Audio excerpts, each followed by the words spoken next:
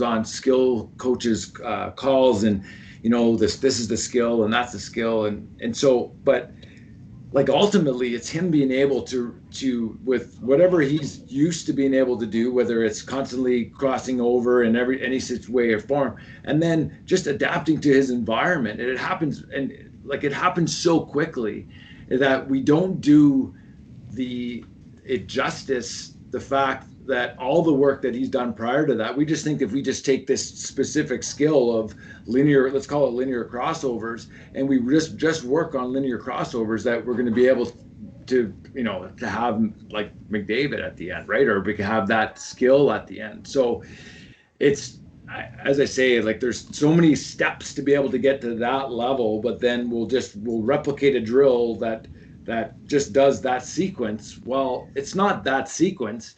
It's the sum of all the parts of being able to, habitually being able to generate speed, to be able to find yourself in space and being able to, move yourself within space with the puck, as according to reading the D. Like there's so many other skills that are involved, but we're so reliant at being like, okay, here's the skill. If I cross over, if I get really good at doing this sequence like McDavid, I'm going to be like McDavid, which is just so. But wouldn't it be the first steps to getting the first steps for actually doing those skills? I would argue the first steps is more of the awareness of when. I'd like to intervene on the linear crossover. Then Morris, go back to the original scoring story. The linear crossover, and I'm talking right start hockey, teaching kids and your pros.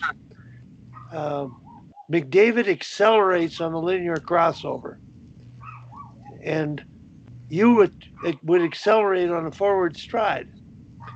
And the acceleration on a forwards that McDavid has can be taught and learned at a very young age. And the linear crossover, twice each way maybe, deliberately practicing 3 times or 4 times each way, but in a game, twice each way, once each way, you're just making that defenseman off balance. You can't be defended, the speed he can generate. What he's done with the work he's done with plyometric skating work and edge control has led to the development of that skill. There's just no doubt about it. So it's another toolbox that I think isn't a big deal to teach. You don't have to spend a lot of time on. It's sort of like backward stride between drills so you can skate backwards. Just do some linear crossovers up the ice, driving your shoulder up the ice and accelerate, crossing under and back beneath you, which he's mastered. Now, Morris, I'm going back to the scoring thing. You were scoring goals based on individual moves. The whole point of improving scoring, Dominic, your story of your most skilled player and the best shooter that never scored a goal on the last competition. You talked about her. She had those individual skills. She could shoot a rocket, but she never scored in games. She's in a slump. Well, she wasn't. I think the point, Morris, you're talking about individual skill to score. That doesn't matter. It's your ability to get in position to score, like Sammy said, to receive the puck. Because very few shots are scored like today, like you scored in your day. Maybe Ovechkin on a power play. So goal scoring has changed where hockey sense, and Dominic made that point with that particular girl. I don't know if Morris heard the story, but do you get where I'm coming from on that, Dominic? You can do toe drags. When I thought of it, I don't know what would happen if I never saw a female try to score a goal like that, because like you said, it's sort of like something that would offend everybody. You'd be showing off on the female side. Today, it's pretty standard, so it's accepted, and it looks like part of the icing on the cake of male hockey, and it's fans pay money, and you see YouTube replays on it. But John, what about that hockey sense piece? That's more important to learning to score than the skill piece. Yeah, and I guess that's kind of where I'm going with it a little bit in regards to we're teaching the skill, but we're teaching it in a vacuum, and to know when to use it, and I guess I see it at our guys. I'll do, and again, I'll because guys at times need some block reps of some different skills to get them going bilaterally, just for the general feel at times. But I just find that certain players they find comfort in that, doing, like, there's no pressure, there's no reaction, there's no when to react, there's no why to react. And then you get them into a game and they don't know the when and the why, and they're irrelevant. They're not effective. And then you ask themselves, and then they're asking, why, and it come to me, as I peel the layers off and start looking at their awareness before they receive the puck, or what they do when they get it, and the plays that they could have made, and it's like they freeze, because it's like they haven't been taught. Or it's not that they haven't been, but they have a hard time recognizing when and where to use skill, or when and where what to do, and how to attack open ice. And they've been restricted in ways, whether it's systematic restriction, in which never, like, I've heard coaches be like, never pass on your backhand. There was a coach that I played with, never pass on your backhand. Get back to the puck and fire it to your forehand. So that's pro, that's NHL. That I heard. Like, how can you possibly limit somebody? You're basically saying, just play with one hand on your stick. So, like that, I think but that's, so my point is that I don't think that coach was the only one to be able to restrict a player in his movements. So, as I say, that's probably some of it, is the fact that he hasn't had the freedom to be able to take in the information and be able to react off it, because someone's trying to win a game and someone doesn't want the puck in the middle, because if the puck's in the middle, we're going to get chances of turnovers are going to be higher, and then that's going to lead to something else. So whether it's that, or whether it's, the mindset of being open to be like, oh, you know what, I'm going to try this. Right. So, but yeah, and I guess that to me is the critical piece. It's the why before the what. And, like, why are they doing it?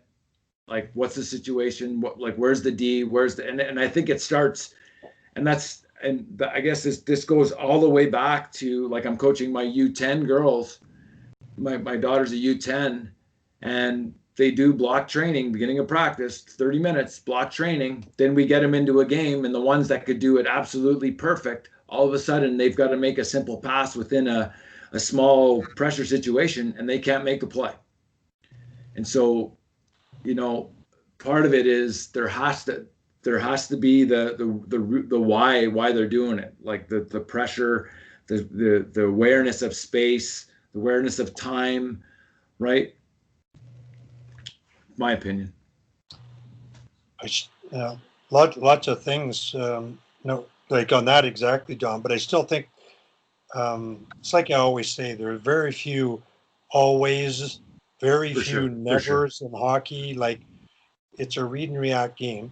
I definitely, as you guys and Sammy all well know, that I think there's a real place for block learning, to learn a skill.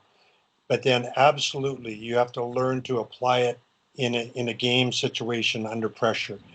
To think that somebody's going to figure out how to linear crossover is a pipe dream in most cases.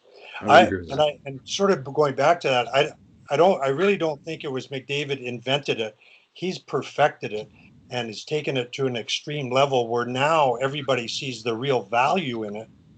Like, I can remember, even as far back as university, watching guys do linear crossovers down the ice and trying to figure out how to do it, but I could never really figure out how to do it. So it's not that it hasn't been there, but he has definitely perfected it. And I think very importantly, perfected how to use it to his advantage in a game situation. So I think the same applies to offensive skills. Like I think it's a bit of an overstatement to say like the skill part isn't important. It is, but you have to learn to apply it in the game. And as Wally mentioned, the hockey sense piece of how to get open and when to apply it is really, really important. And again, the game situations at practice are how we learn that. So I think it's all relevant and it's all part of our jobs as coaches to, help them develop the skills, help them learn to apply it in game situations all the time, knowing that Tim Bothwell is never going to be able to linear crossover, but we might be able to teach him how to do it and teach him maybe how to apply it in the game. But he still might not be able to do it as well as Morris or as well as Rick Putton or as well as Connor McDavid. So you can learn skills, you can learn to apply them in the game, but just because one player has trouble doesn't mean that the whole process is not useful, I guess. And Kim McCullough talked about that, Tim. Kim McCullough at her practices, and this is something to entertain Dominic. The theme of her practice, the skill, she works on the skill in a block fashion, a deliberate fashion. And then she applies it in a one-on-one game-like drill. And then they play a similar game involving the skill that she had focused on. So to me, if you're playing rushes, working on the linear crossover as a group, without a puck and with a puck, doesn't matter if you're forward or D, give it the offensive advantage, and then doing one-on-one with deliberate turnbacks and timely setting of gaps, and just direct one-on-one attacks in terms of working on that linear crossover on the whole ice. That's the idea of linking, planning a practice in terms of you can still do that skill.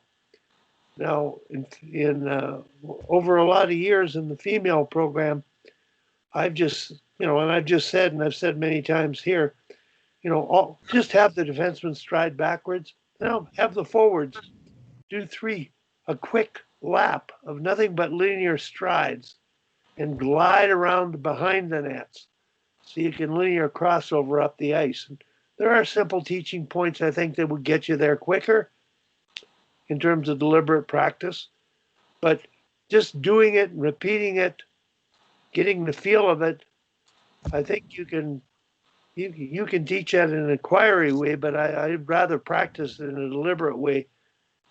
And I'm not sure now with the balance of questioning and deliberate practice. So anyway, thanks very much, Morris, for bringing up McDavid, because we've edited some video of him in games where, boy, he just, you can't defend him on a rush.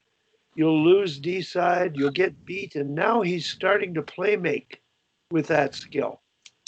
And it's amazing to me that with two players like they've got, Dom, that they haven't achieved more. I think the balance of the value of the other players and how you play the team game. And this is a case where the best team wins. And I don't think they've really created a team culture yet.